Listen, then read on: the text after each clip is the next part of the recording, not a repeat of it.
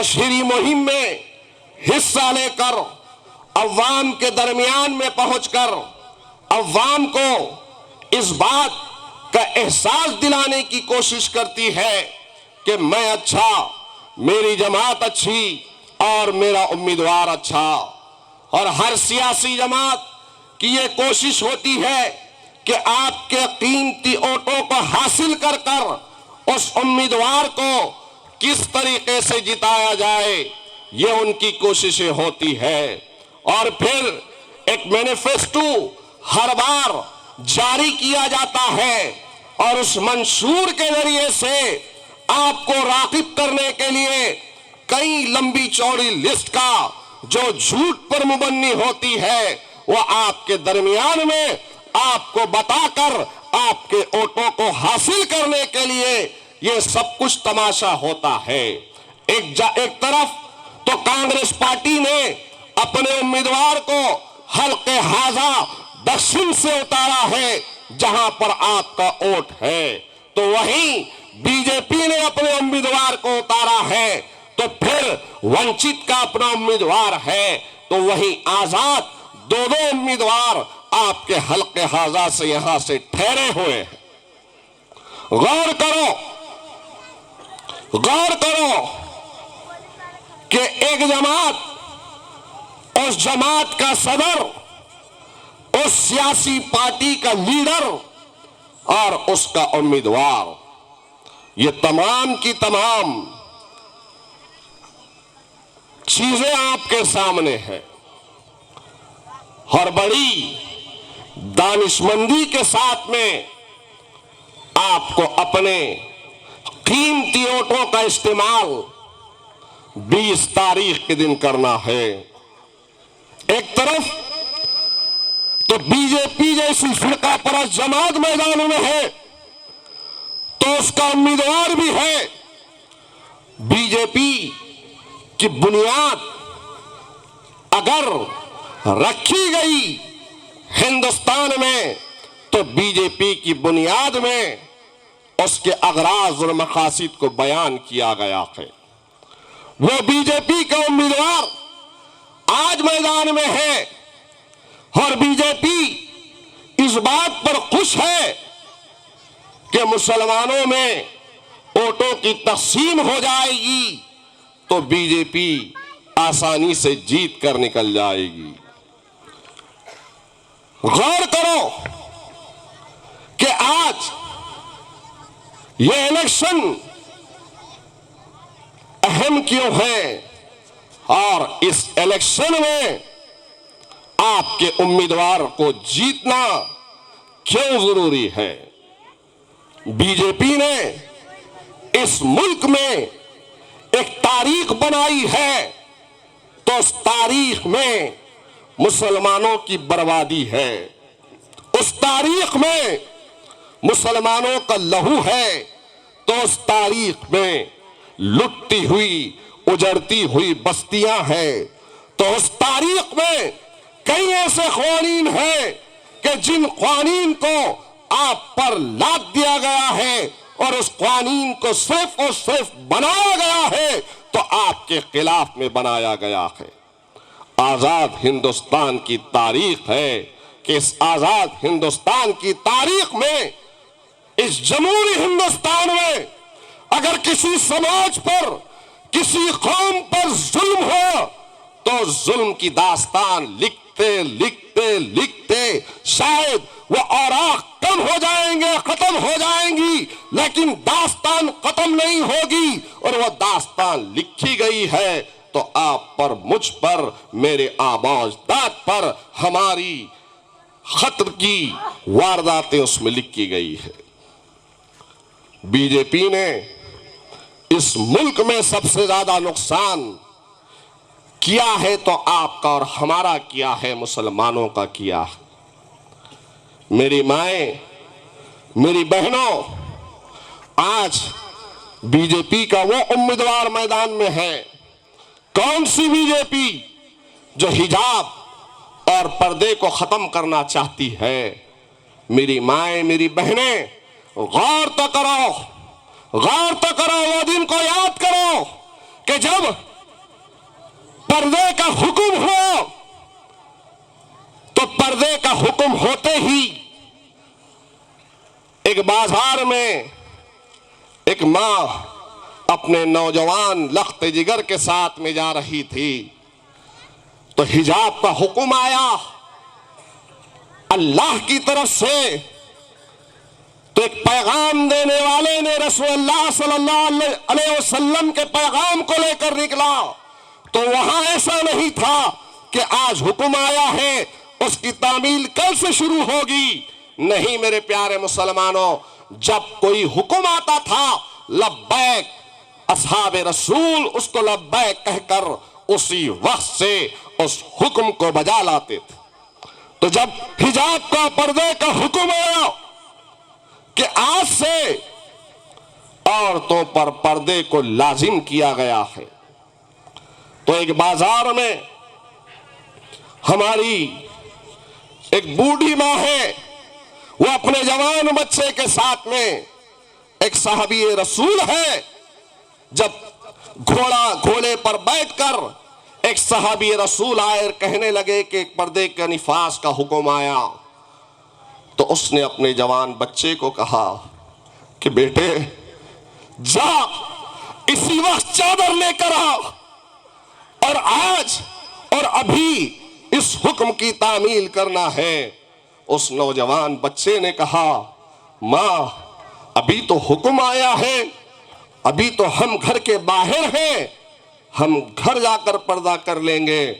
तो उस मां के उस तारीख के अल्फाजों को गौर से सुनो। उस मां ने कहा है कि रसूलुल्लाह सल्लल्लाहु अलैहि वसल्लम का पैगाम है कि खुदा न खास्ता घर जाने से पहले पहले अगर मैं फौत हो जाऊं, मैं मौत को गले लगा दूं, मैं मर जाऊं तो कल अल्लाह की बारगाह में जाकर मैं नाफरमानों की फहरिस्त में शामिल नहीं होना चाहती हूं। यह है असल में दीन। अरे ऐसे ही अस्हाबिकन नुजूम कुरान में नहीं कहा गया है। अरे ऐसे ही रसूलुल्लाह सल्लल्लाहु अलैहि वसल्लम ने नहीं कहा कि मेरे सहाबा सितारों के मालिक है, किसी एक की पैरवी कर दोगे फलाह को पहुंच जाओगे। मेरे प्यारे मुसलमानों, उस पर्दे को खत्म करने के लिए उस हिजाब को खत्म करना चाहती है बीजेपी। तुम्हारी शरीयत में मदाखलत करते हुए शरई निफास का खात्मा, मुस्लिम पसल्ला का खात्मा करना चाहती है बीजेपी। तुम्हारी शहरियत को छीनकर डिटेंशन कैंपों में तुमको डालने की तैयारी की जा रही है तो वहीं तुम्हारे आबा अजदाद की वक्फ की हुई जमीनें जो अल्लाह के नाम पर वक्फ की गई थी उस पर नए नए क़वानीन बनाकर आपकी जमीनों को छीनने की कोशिश की जा रही है। तो वहीं नए नए क़वानीन बनाकर ये भारतीय जनता पार्टी तुम्हारे मदारिस दीनिया में मदाखलत करना चाहती है।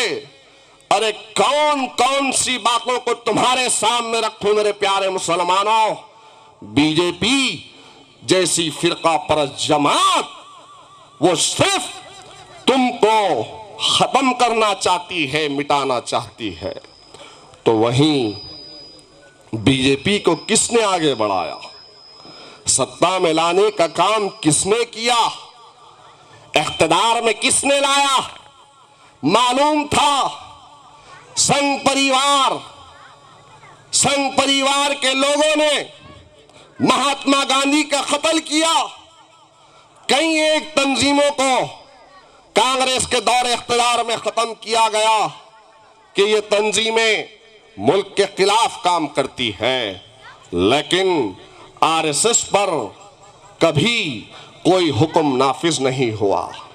आरएसएस को छूट दी गई, बजरंग दल को छूट दी गई, हिंदुत्ववादी संगठनों को छूट दी गई, राम सेना को छूट दी गई, अभिनव भारत को छूट दी गई, विश्व हिंदू परिषद को छूट दी गई इन तमाम 150 से जायद तंजीमों को जो सिर्फ और सिर्फ इस मुल्क में नफरत के माहौल पर मुबन्नी है, नफरत की दीवार को खड़ा करना चाहती है। ये काम किसने किया? कांग्रेस के दौर इख्तिदार में हुआ। कौन सी कांग्रेस? वो कांग्रेस जिसको हिंदुस्तान की आजादी के बाद सबसे ज्यादा वोट मुसलमानों ने दिया। अरे नेहरू ने आवाज दी तो मुसलमान चले गए, मुसलमानों ने वोट दिया। इंदिरा आई तो मुसलमानों ने उसका साथ दिया, राजीव गांधी आया तो उसका साथ दिया, सोनिया आई तो उसका साथ दिया, राहुल आया तो मुसलमानों ने उसका साथ दिया। हिंदुस्तान का मुसलमान कभी इस हिंदुस्तान में गंगा जमनी तहजीब को खत्म नहीं करना चाहता था। हिंदुस्तान के मुसलमान ने हमेशा अमन का गहवारा इस मुल्क को समझा और कभी नहीं सोचा कि इस मुल्क में फिरका परस्त अनासिर का हम साथ दे, इस मुल्क में नफरत की दीवार को खड़ा करें। लेकिन गौर करो मेरे प्यारे मुसलमानों, मेरी प्यारी मां, मेरी बहनों, हिंदुस्तान की आजादी के बाद सबसे बड़ी जमात इख्तिदार में रही है। न सिर्फ सेंट्रल में रही है बल्कि मुल्क के कई एक रियासतों में इख्तिदार में रही है। लेकिन सबसे ज्यादा नुकसान अगर किसी जमात ने मुसलमानों का किया है तो कांग्रेस पार्टी ने किया। यह हकीकत है, इस हकीकत को तस्लीम किया गया है। और क्यों ना तस्लीम किया जाएगा? एक तो होता है खुला दुश्मन और एक होता है आपके साथ रहकर आपकी पीठ में खंजर मारने वाला। अरे बीजेपी तो उसकी बुनियाद ही फिरका परस्ती पर थी। संघ परिवार का हेडक्वार्टर नागपुर में 50 बरस तक इस मुल्क के तिरंगे को लहराया नहीं गया, उसका तो क्या कहना। लेकिन विश्व हिंदू परिषद, आरएसएस, बजरंग दल, बीजेपी, शिवसेना, रामसेना, अभिनव भारत, जितनी फिरका परस्त तंजीमें इस मुल्क में जन्म दी है, उस तंजीमों को जन्म देने वाली कोक का नाम कांग्रेस पार्टी है। कांग्रेस पार्टी ने उन्हें दूध पिलाया, बड़ा किया। गौर करो, आज क्या हम समझते हैं कि कोई कमेटी अगर बनती है तो इंसाफ का तकाजा यह होता है कि उस पर अमल किया जाए। सच्चर कमेटी बनी तो उस पर अमल नहीं किया गया। रंगनाथ मिश्रा कमीशन बना तो उस पर अमल नहीं किया गया। महमूदुर रहमान कमेटी बनी, उस पर भी अमल नहीं किया गया। तो क्या तुम समझते हो कि इन कमेटीज को कांग्रेस के दौर इख्तिदार में बनाकर कांग्रेस क्या तुम्हारी बदहाली को, ज़बोहाली को, तालीमी पसमानदगी को, तुम्हारी इख्तिसादी जिंदगी को क्या खत्म करना चाहती थी? नहीं मेरे प्यारे मुसलमानों, कांग्रेस ने इन तमाम कमेटीज को बनाकर उनको अया कर बीजेपी को बताया कि तुमने जितना मुसलमानों का नुकसान नहीं किया उतना हमने किया है। क्या तुम उस जमात का साथ दोगे जिसने बाबरी मस्जिद को शहीद किया? क्या तुम उस जमात का साथ दोगे जिसने शिया निवास करवाकर बाबरी मस्जिद के अंदर मूर्तियों को रखवाया? क्या तुम उस जमात कांग्रेस पार्टी का साथ दोगे जिसने कई मुस्लिम नौजवानों को बम धमाकों के नाम पर जेल में डाला? क्या तुम उस जमात का साथ दोगे जिसने मुसलमानों के साथ इंसाफ नहीं किया? और फिर कांग्रेस के जर खरीद गुलाम पहले चौहान की गुलामी में मुब्तला थे, चौहान की जय जयकार करते थे। मेरे भाई, मेरी प्यारी माँ, मेरी बहनों, मैंने हर बार आकर आपसे दर्दमंदाना गुजारिश की, आपको समझाने की कोशिश की कि मुसलमान तो वो होता है जिसकी फिरासत से बचने का हुक्म है। मुसलमान तो वो होता है कि एक सुराख से दो दो मर्तबा नहीं डसा जाता, लेकिन हम कितनी मर्तबा डसे गए, हम तबाह होते रहे, बर्बाद होते रहे। हम आज हमारे पास खोने के लिए क्या है, खोने के लिए क्या है, लेकिन आज भी आपकी बस्तियों में इन खूनी पंजे को लेकर फिरने वाले उन कमीनों से, उन जर खरीद गुलामों से आप सवाल क्यों नहीं करते, क्यों नहीं पूछते कि सच्चर कमेटी पर अमल क्यों नहीं हुआ, रंगनाथ मिश्रा कमीशन पे अमल क्यों नहीं हुआ, क्यों अमल नहीं हुआ महमूदुर रहमान कमेटी पर, क्यों तुमने 2019 के अंदर जो अन्ना के नारे लगा रहे हैं, अन्ना को तुमने जिताया और जिताने के बाद में वो अन्ना तुम्हारी वोटों की भीख पर चुन के आया, रुकने असेंबली बना, और फिर आने के बाद में 5 बरस तक कभी मोमिनपुरे का, हताई का, करबला का, कुमार टेकरी का, मल्लिया का, इसके तकिए का क्या कभी उसने दौरा किया? क्या कभी तुम्हारे जबोहाली को ऐवान में बयान किया? क्या उस अन्ना ने विशालगढ़ पर आवाज उठाई? क्या उस अन्ना ने रामगिरी पर बोला? क्या उस अन्ना ने तुम्हारे रिजर्वेशन पर आवाज उठाई? गौर करो, मैं आपसे गुफ्तगू करने के लिए आया हूं। मैं अपनी जमात की कारगुजारी और जिनको तुमने चुन के दिया था उनको बयान करने आया हूं कि आप मुआजना करो, गौर करो, और आप अगर गौर नहीं करेंगे, फिक्र नहीं करेंगे, तो बताओ आने वाली नस्लों का मुस्तकबिल क्या होगा?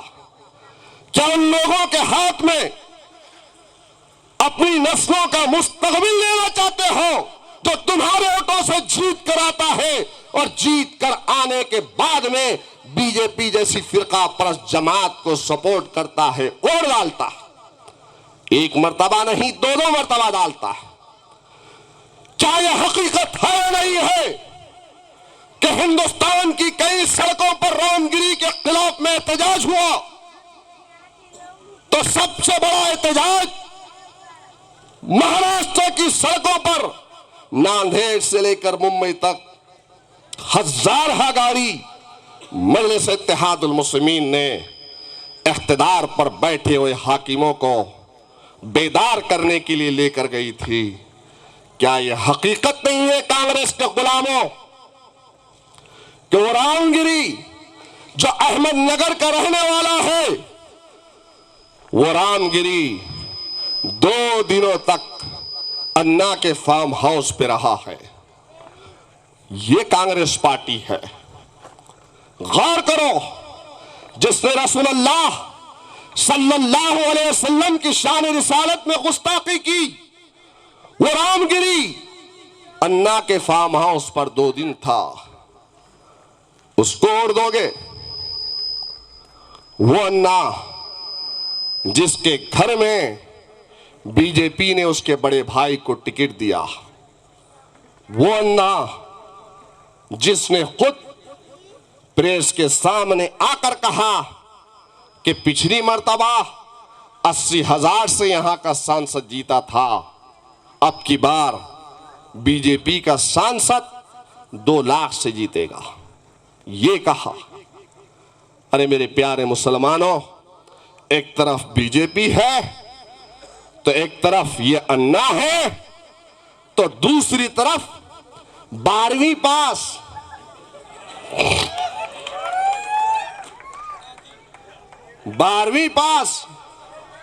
पढ़ा लिखा अपने आप को पढ़ा लिखा कह रहा है, 12वीं पास सर्टिफिकेट कहां से एफिडेविट के साथ में मेरे पास भी है वो। और फिर मुसलमानों के सामने आकर मुसलमानों को एहसास कमतरी में मुब्तला करने के लिए कह रहा है कि हम दक्षिण में 62,000 है, 63,000 है, 65,000 है। पढ़ा लिखा है या पढ़ा लिखा था तो कम से कम यादियों का जायजा लेता और आंख को पलट के देखता, एक एक नाम का टीक करता और फिर बोलता। अरे कम से कम पढ़ा लिखा है तो ये तो जिम्मेदारी थी, लेकिन मुसलमानों को खौफ करने के लिए, एहसास कमतरी में मुब्तला करने के लिए यह बात कह रहा है। जानते हो हल्के हाजा जहां पर तुम और डालते हो, साउथ में, दक्षिण में हमारी मां बहनों के, हमारे नौजवानों के वोट कितने हैं? दक्षिण में कुल वोटरों की तादाद 3 लाख से कुछ ज्यादा है, तो वहीं पर कलमे ला इलाहा इल्लल्लाह मोहम्मद रसूलुल्लाह मुसलमानों के वोटों की तादाद 1 लाख के करीब है। कितनी है? 1 लाख के करीब है। और फिर उस पार्टी के सदर ने क्या बयान दिया लातूर में? मोहम्मद अली साहब यहां पर मौजूद है, पूछो 10 नवंबर को उलमा इकराम की शान में गुस्ताखी करता है, कहता है शर्म नहीं आती। वो उलमा जिनके पैरों में बैठकर हम दीन को, मजहब इस्लाम को सीखते हैं, समझते हैं, वो उलमा इकराम जो अंबिया के वारिस हैं, उनके बारे में कहा जाता है, तो बताओ आज उसका उम्मीदवार उसकी तरदीद नहीं करता। और फिर 20 दिनों तक सिलेंडर में गैस नहीं थी। सही कह रहा हूं, गलत कह रहा हूं? 20 दिनों तक भाग रहा था, दौड़ रहा था, सिलेंडर में गैस नहीं थी, गैस खत्म हो चुकी थी। तो फिर एक साहूकार ने गैस भर के दिया, तो नाचते हुए दौड़ते हुए निकला और कह रहा है ये लो 20,000, ये लो 30,000, मेरी गुलपोशी करो, मोइन के जैसे जलसे लो, मजलिस के जैसे गुलपोशियां करो। और वो भी बोल रहा और अन्ना भी फिर अपनी कई मर्तबा वोट डाला हुआ हराम का पैसा लेकर आ रहा है, पैसों को तकसीम कर रहा है। इसके भी पैसे लो, उसके भी पैसे लो, दोनों के पास कैसा पैसा है सब कुछ बता दिया हो। दोनों के पैसे लो, कम दे रहे हैं तो ज्यादा की डिमांड करो, पैसा उनका लो। और वोट किसको डालेंगे? वोट किसको डालेंगे?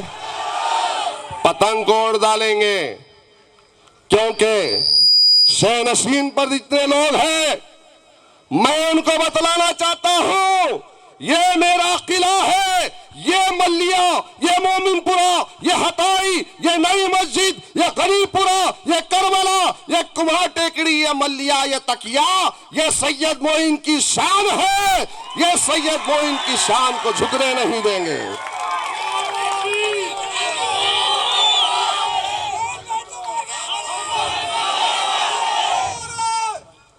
अरे बारिश हुई तो उस भीगती हुई बारिश में आकर आपकी खिदमत किया हूं। पानी बढ़कर यहां से मस्जिद हसनैन हो या मोमिनपुरा हो, वहां तक पानी आया। तो बताओ मेरे प्यारे मुसलमानों, तुम्हारे घरों तक खाने को लाकर तकसीम किसने किया? कौन किया? तुम्हारे सामान को उठाकर मैं और मेरे तमाम साथियों ने उस सामान को गनीपुरे में, लिबर्टी में शिफ्ट किसने किया? आपके दरमियान में लॉकडाउन में कौन पहुंचा? अरे लॉकडाउन में तकरीबन 2000 किट, जो 2500 रुपए की एक किट थी, उन किटों को आपके दरमियान में लॉकडाउन में मैंने तकसीम किया हो। अरे इतना ही नहीं किया, बल्कि सिलेंडरों को तकसीम किया। मैं आज ये बात वाज़ेह इसलिए कर रहा हूं कि जो लोग आपके दरमियान में आपके हमदर्द बन के आ रहे हैं, पूछो उनसे कि जब कभी मल्लिया में कोई वाकया पेश आया तो आपके दरमियान में कौन पहुंचा? कई एक बच्चियां हैं जिनके शादियों के जहेज के लिए सामान को मैंने दिया हूं। क्या मैं गलत कह रहा हूं? अरे कितने ऐसे काम हैं जिनको मैंने किया हूं और करने का इरादा रखता हूं। मेरे प्यारे मुसलमानों, अपनों में और गैरों में फर्क को पहचानो। अपनों में गैरों में फर्क को पहचानो। आज मजलिस इत्तेहादुल मुस्लिमीन आपके दरमियान में यहां पर आई है तो हम काम करना चाहते हैं। यहां पर कई एक मसाइल है, पीने के पानी का मसला है, सड़क का मसला है, ड्रेनेज लाइन का मसला है, यहां पर स्ट्रीट लाइट का मसला है। अरे एक मर्तबा अगर मौका दोगे तो इंशाअल्लाह ताला आज कुछ नहीं हूं तो इतना कर रहा हूं, जब कल आपके ऑटो से ये खादिम चुनकर आएगा तो मैं आपसे वादा कर रहा हूं कि ये जो मल्लिया, ये जो मोमिनपुरा, ये जो इलाका पिछड़ा हुआ समझते हैं, उसको ऐसा चमकाऊंगा कि इंशाअल्लाह ताला इसको एक मिसाल बनाऊंगा।